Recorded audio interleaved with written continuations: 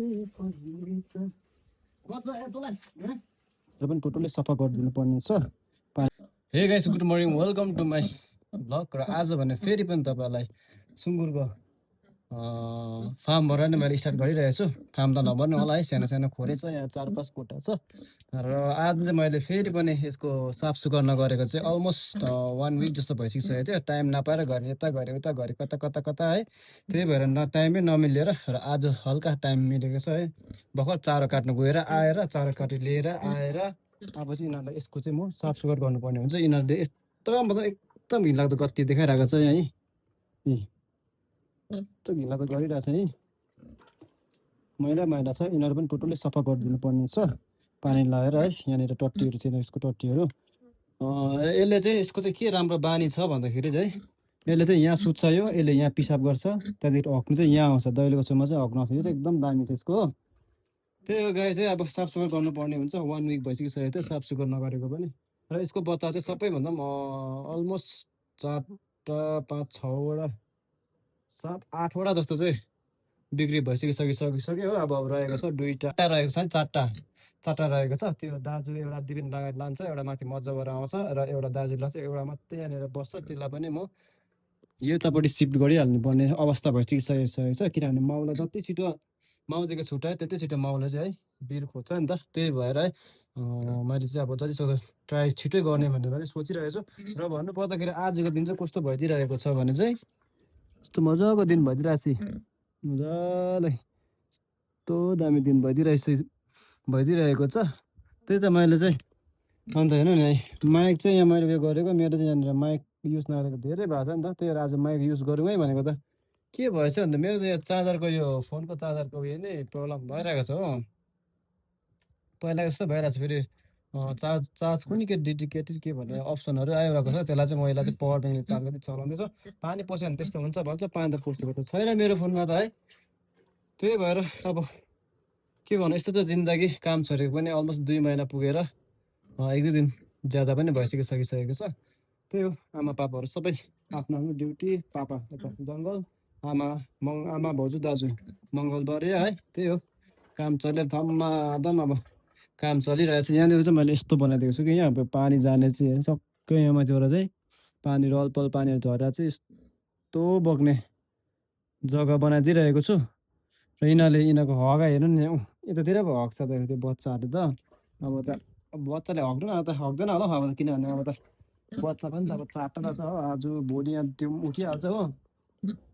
त्यही हो सुँगुरमा। अन्त के हुँदो रहेछ भने सुँगुरमा चाहिँ अब अलिकति मिहिनेत गऱ्यो भने चाहिँ प्रफिट चाहिँ अब हल्का हल्का भनौँ न, अब हल्का राम्रै बस्दो रहेछ। किनभने म त एउटा माउ मात्रै हो, 2टा माउ अब 3टा चाहिँ पाल्ने इच्छा छ। 3टा माउ चाहिँ पाल्ने इच्छा छ। अब त्यो पनि म खोज्दैछु माउ पनि तपाईँहरूको कसैकोमा है। अब म चाहिँ यो लोकल एउटा भइहाल्यो, अब 2टा चाहिँ ह्याम्स्टर या डिउरो या ल्यान्ड्रेसमा के हुन्छ अब कुन चाहिँको पाल्ने प्लानिङ गरिरहेछु मैले है। यसको चाहिँ दुधहरू यत्रो कोसाहरू साह्रो सिधा छ यो माउ पनि ठुलो अन्त यता हाम्रो त। अन्त लोकल सुँगुर हो, माउ ठुलो चाहिँ गर्दन लागेन नि, गर्दन मासु बोसो होइन नि, मजाको छ नि सुँगुर। साह्रो सुबानी हो चाहिँ। आज चाहिँ पानीको प्रब्लम भइरहेछ। आज चाहिँ पानी नै माथि कहाँ मोरे अब बाल्टीबाट लिँदै पानी चाहिँ हाल्नुपर्ने हुन्छ हो। यसलाई चाहिँ बिहान दिएको मैले चारो, यिनीहरूलाई भिटामिन पनि, खाना रुचाउने भिटामिनहरू मिनरल सबै दिँदैछु यिनीहरूलाई है। खाना चाहिँ दामी खान्छ यिनीहरूले, तर मकै चाहिँ खाँदैन अहिले। मकै चाहिँ खोइ कुनि के भएको कि मकै चाहिँ खानु मान्दैन। बच्चाहरूले चाहिँ खान्छ हो, माउले चाहिँ मकै खाँदैन। यसलाई चाहिँ पक्कै एलएस चामल दिए हुँदैछ नि, एलएस चामलले पनि चामल खान्छ नि यसले पनि। त्यस्तै छ, जिन्दगी चलिरहेछ, मिहिनेत गरिरहेछु, परिश्रम गरिरहेछु है। हुन्छ होला एक दिन वान डे है।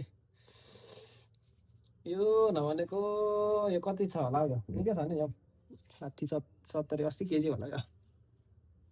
ठुलो हो नि त माउ है, ठुलो हो नि त।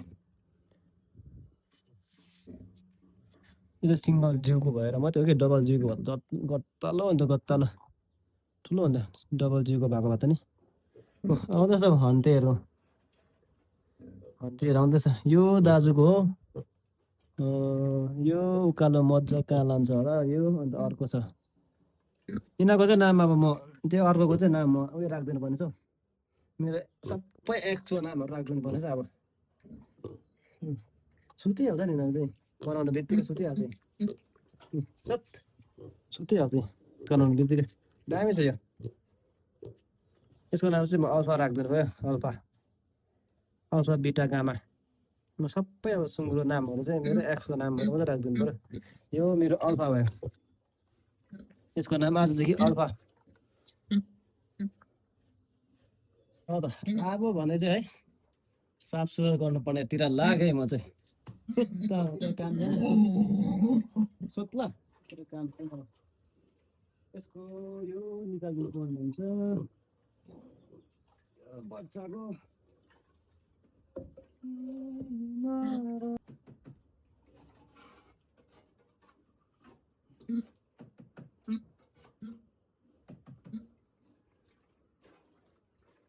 म चाहिँ चारोहरू चाहिँ जति पनि पुरानो चारो हुन्छ ती चारो चाहिँ सबै फ्याँकिदिन्छु नयाँ चारोहरू मात्रै दिन्छु किनभने पुरानो चारो चाहिँ अब कति अब बिमारहरू हुन्छ नि त त्यही भएर त मैले अबको पुरानो चारो चाहिँ पुरानो चारोहरू निकालिदिरहेको छु झारो नकाट्नु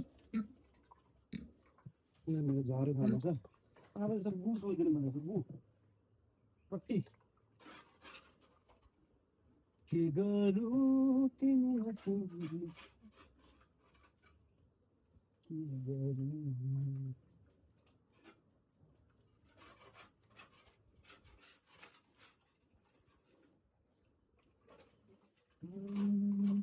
बिना के बिर्सौ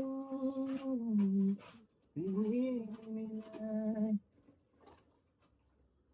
सम्झाइन बुझाइन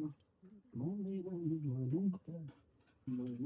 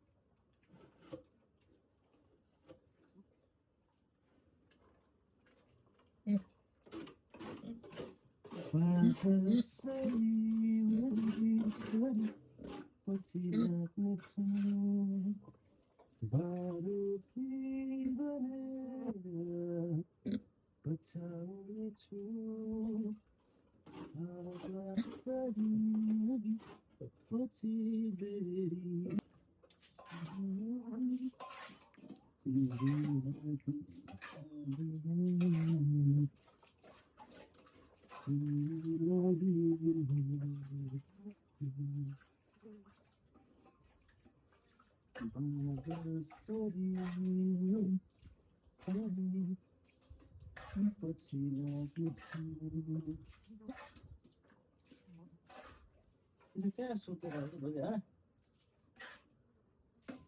मेरा मायाहरू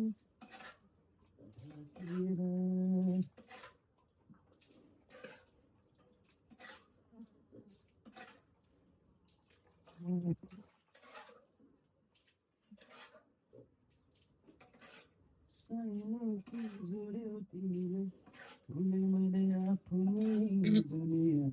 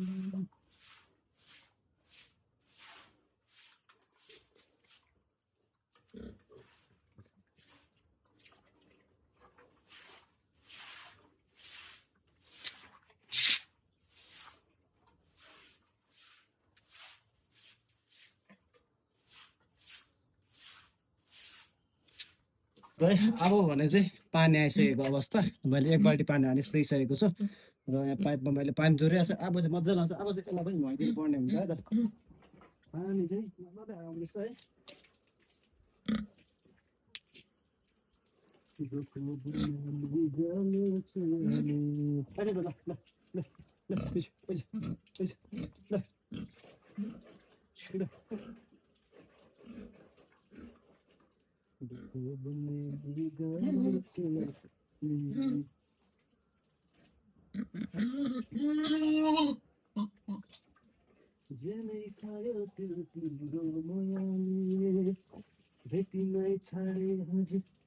साह्रो दाइ मान्दै नुहाउँदाखेरि यो चाहिँ भाग्दैन पनि कराउँदैन पनि शान्ति हुन्छ र त है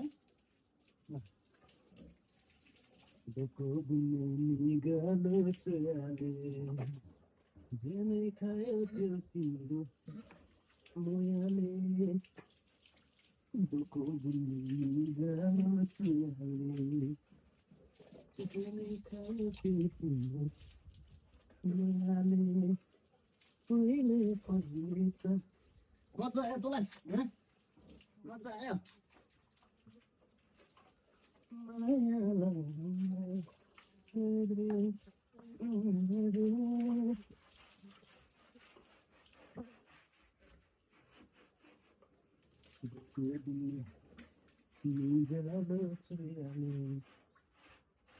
है अब भने चाहिँ टोटल्ली खोर चाहिँ सफा गरिसकेको अवस्था है तपाईँहरूले हेर्नु सक्नुहुन्छ र मैले चाहिँ आज सुँगुरलाई पनि नुहाइदिइसकेको छु र अस्ति पनि नुहाइदिएको थिएँ र धेरै दिन भएको थियो नुहाएको र आज नुहाइदिइसकेको छु तपाईँहरू हेर्नु कस्तो सफा देख्छ है खोर चाहिँ यस्तो सफा भइसकिसकेको छ है सुँगुर हेर न ल ल ल ल ल ल हेर्नु सफा भइदिरहेको छ सफा भइदिरहेको छ बच्चा तिनवटा छ यो चारवटा छ हो यो पनि अब सबै बुक भइसकेको छ